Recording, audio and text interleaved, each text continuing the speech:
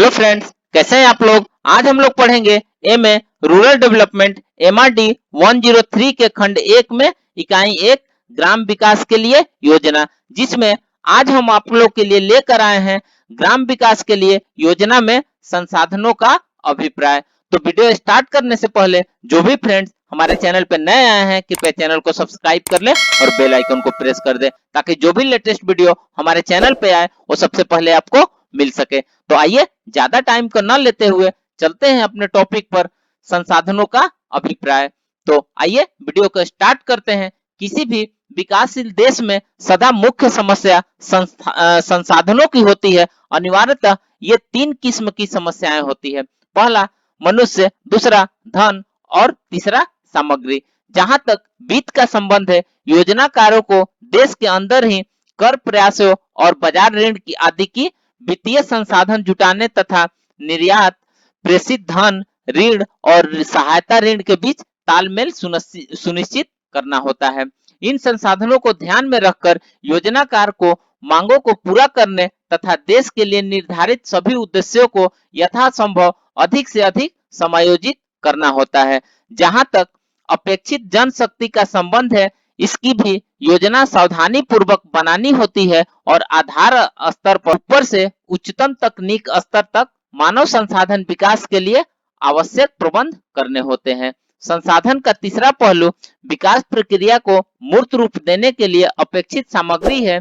योजना को ऐसे संसाधनों की उपलब्धता की व्यवस्था करनी होती है, उदाहरण के लिए तेल, इस्पात, सीमेंट, बिजली, उर्वरक इत्यादि इत्यादि।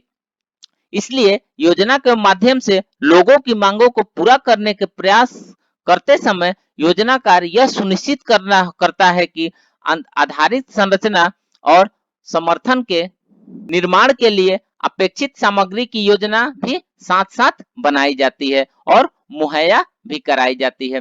आइए अब हम संसाधनों के विभिन्न आयामों पर संक्षेप में विचार करेंगे। सामान्यतः संग्रह, कच्चा माल और प्रवाह, स्थान पर गतिशीलता और स्थिरता, गुणवत्ता, विविधताएं या संसाधनों के ग्रेड और पुनः भिन्नता विभिन्न आयाम है जिन पर हम चर्चा करेंगे। जिसमें सबसे पहले हम देखेंगे स्टॉक और प्रवाह।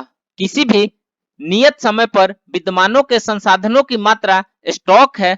गणना के समय कल्पना कीजिए कि किसी वर्ष में विशेष की 31 मार्च को विद्यमान संबंधित संसाधनों का स्टॉक कृषि और वन भूमि, पशु झुंड और कृषि औजार है। संसाधनों का मनुष्य द्वारा उपयोग का अभिप्राय यह है कि स्टॉक का स्वतः आहरण हो रहा है। खनिज पदार्थों जैसे किए जा सकने वाले संसाधनों के मामले में या स्टॉक से उत्पादन का आहरण हो रहा है, जैसे करण योग्य संसाधनों के मामले में उदाहरण के लिए मत्स्य पालन, वानिकी, पशुधन, कृषि भूमि या भूमिगत जलाशय।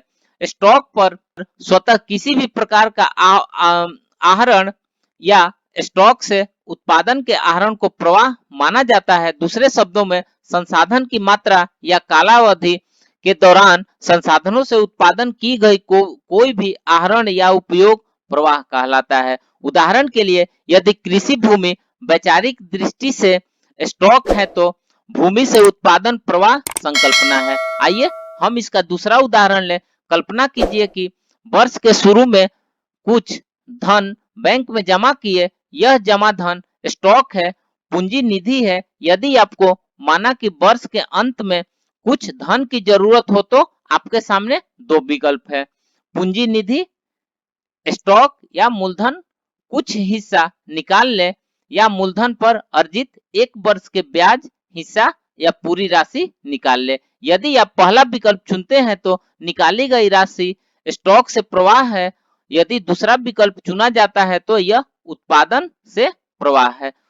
दूसरा उदाहरण आपकी मासिक आय है, जो एक प्रवाह है क्योंकि यह एक महीने की अवधि में अर्जित किया गया है। इसका अर्थ यह है कि समय हमेशा प्रवाह का एक आयाम होता है, जैसे प्रतिदिन, प्रति मास इत्यादि।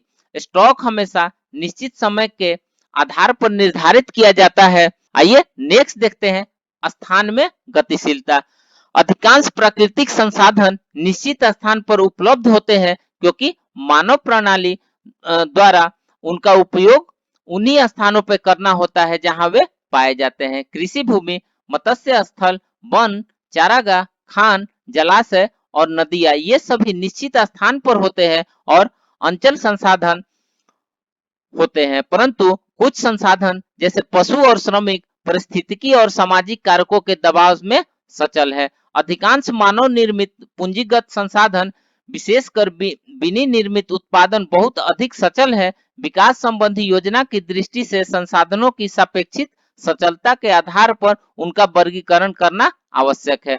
धन की निधि पर मूल्य रूप में पूंजी सबसे सचल संसाधन है। आइए नेक्स्ट देखते हैं संसाधन की कोटि। संसाधनों के स्टॉक से बहिर्प्रवाह के कारण गुणवत्ता में ह्रास होता है, इसलिए संसाधन की गुणवत्ता का सुरक्षण, संरक्षण और सुधार योजना का एक अनिवार्य कार्य है।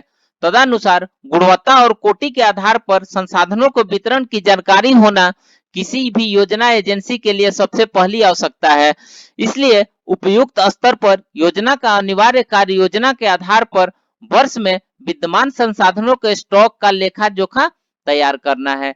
इस प्रकार के लेखा विवरण में उपयुक्त संसाधनों के भिन्न भिन्न प्रकारों की विशेषता सूचक लक्षणों का उल्लेख होना चाहिए। लेखा विवरण इस प्रकार तैयार किया जाना चाहिए जो योजनाओं के संबंध प्रश्नों का उत्तर दे सके, जैसे किसी विशेष संसाधनों के स्टॉक की मात्रा क्या है, इसके स्वामित्व, उपयोगिता या अल्प उपयोगिता का क्या पैटर्न है, उत्पादन का वर्तमान प्रवाह क्या है, विज्ञान और प्रौद्योगिकी की वर्तमान स्थिति में प्राप्त किया जा सकने वाला उत्पादन क्या हो सकता है, स्टॉक की मात्रा बढ़ाने की कितनी गुंजाइश होती है। आइए नेक्स्ट देखते हैं नवीनीकरण। हम न किए जा सकने वाले भंडार के निरंतर निस्राव का अर्थ यह है कि भंडार की क्षीणता और अंततः उसकी समाप्ति। प्रक्रिया अनुक्रमणीय है। नवीकरण योग्य भंडार के मामले में अधिकांश मामले में प्रक्रिया इस दृष्टि से प्रतिवर्ती है कि भंडार क्षीणता की अवधि के बाद भंडार पुनः सृजन या पुनर्निर्माण की अवधि आती है। फिर भी प्रवाह की उच्चतम सीमा होती है, इसलिए कुछ मामले में क्षीणता की गति पुनः सृजन की गति से तीव्र होती है, जैसे अधिक मछली पकड़ने, अधिक चराई करवाना और पेड़ों की अंधाधुंध कटाई से इस घटना का सही उदाहरण है। इस प्रकार अधिकतम धारणीय उत्पादन स्तर संबंधित संसाधनों के पुनः सृजन की जैविक और पारिस्थितिकी स्थितियों द्वारा निर्धारित होता है। तो फ्रेंड्स, इस प्रकार से हमने आज ग्राम विकास के लिए योजना में संसाधनों का अभिप्राय के बारे में पढ़ा। तो मिलते हैं फिर एक नए वीडियो के साथ में, तब तक से हमारे चैनल पे बने रहिए। धन्यवाद।